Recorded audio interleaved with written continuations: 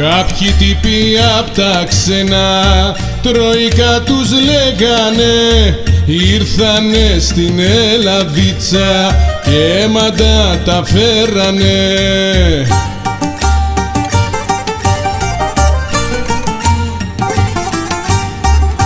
Ήρθαν λένε να μας κόψουν και εμείς τους και επιδώ. Βγείτε Έλληνες στους δρόμους να τους διώξουμε από εδώ.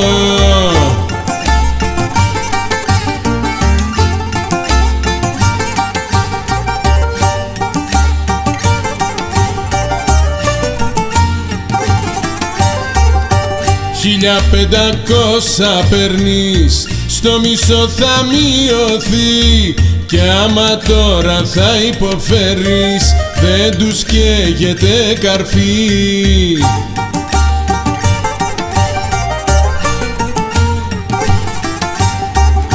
Ζήσε λένε μόσα μείνουν, στα πετάν σαν σε σκοινιά, κι ύστερα σαμπάνιες πίνουν στου κοροϊδού την υγειά.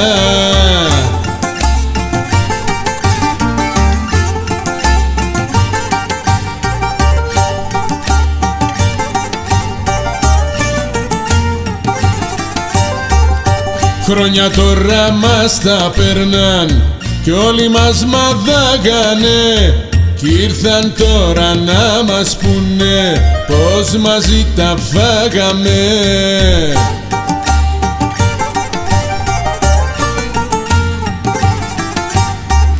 Ρε δεν τρέπεστε καθόλου, τσίπα πια δεν έχετε.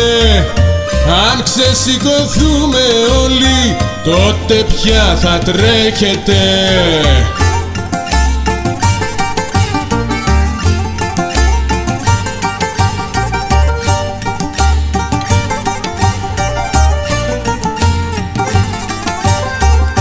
Και μας είπαν τζαμπατζίδες, γιατί δεν πληρώνουμε τα δικά σας βρε κυφίνες, χρόνια ξεχρεώνουμε.